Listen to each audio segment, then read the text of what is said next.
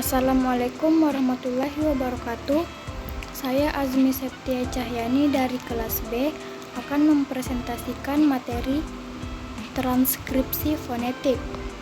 Sebelumnya saya akan menjelaskan pengertian transkripsi fonetik dan transkripsi fonetis. Transkripsi adalah suatu cara pengalihan bentuk bunyi di dalam abjad fonetis atau pengalihan dari bahasa lisan menjadi tulis.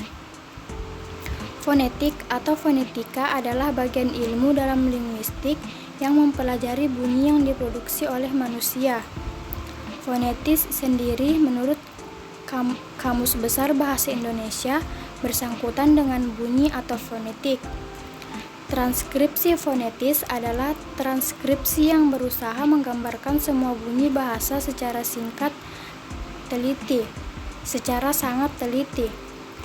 Transkripsi ini menggunakan banyak simbol dan tanda diakritik untuk mewakili bentuk-bentuk yang dilafalkan.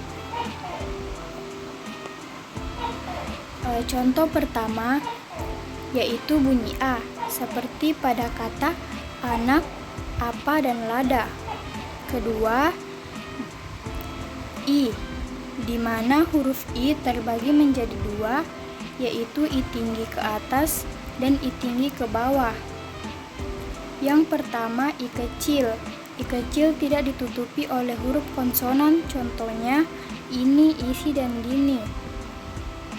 Yang kedua yaitu I besar, ditutupi oleh huruf konsonan, contohnya batik, tabib, murid. Yang ketiga yaitu huruf U. U terbagi menjadi dua, yaitu U kecil dan U besar. Contoh U kecil yaitu susu, lucu, dan aku. Contoh U besar kapur, duduk, dan sumur. Selanjutnya E terbagi menjadi tiga, yaitu E biasa, E terbalik, dan E. Contoh E biasa yaitu sate, gulai, dan tape. E terbalik contohnya kera, beli, dan Maret. E contohnya karet, ember, dan monyet. Selanjutnya huruf O terbagi menjadi dua, yaitu O huruf kecil dan O kapital, di mana O huruf kecil terbuka, contohnya toko, oto, dan kilo. Sedangkan O kapital tertutup huruf konsonan, contohnya tokoh, bohong, dan botak. Selanjutnya huruf B, contohnya lembar, bibi, dan debu. Ketujuh huruf C, contohnya kecil, cacar, dan cukur. Kedelapan yaitu D atau disebut ed, contohnya adat, hadir, dan dari. Kesembilan F, contohnya fitnah, aktif, dan fokus. Selanjutnya G disebut ek, contohnya gigi, duga, dan gagal. Ke-11 H, contohnya lihat dan basah. Selanjutnya J, contohnya jalan, ajal, dan jujur. Ke-13 ada K, disebut juga ek, contohnya kabar, akan, dan jalak. Ke-14 ada simbol tanda tanya, di mana simbol tersebut adalah huruf K. Penyebutan hamzah, contohnya kaba, rakyat, bapak, dan nikmat.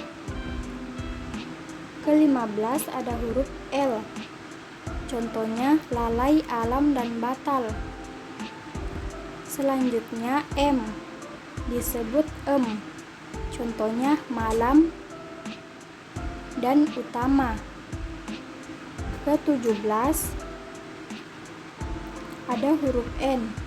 N terbagi menjadi 3, yaitu N biasa. Contohnya nakal, dinas, dan makan. N kedua, N yang memiliki gelombang di atas atau disebut NY. Contohnya nyaring, konyol, dan nyanyi. Ketiga,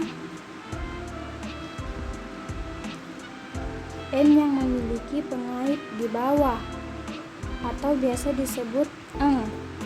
Contohnya bingung dan hangat. Selanjutnya 18, P atau biasa disebut ep. Contohnya papan, depan, dan sedap. 19, R bunyinya Contohnya rapi, harap, dan benar.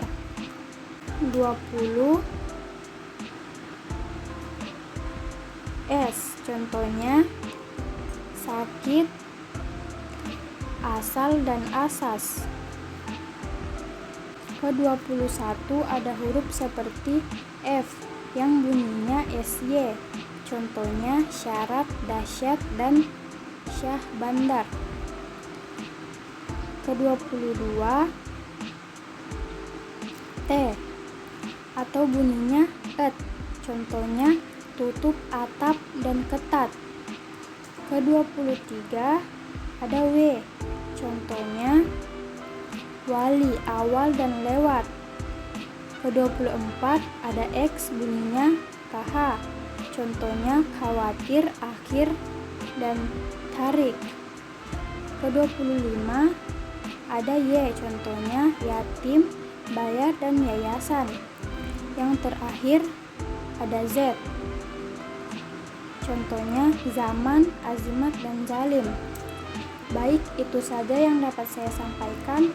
Mohon maaf jika ada kekurangan. Sekian, terima kasih. Assalamualaikum warahmatullahi wabarakatuh.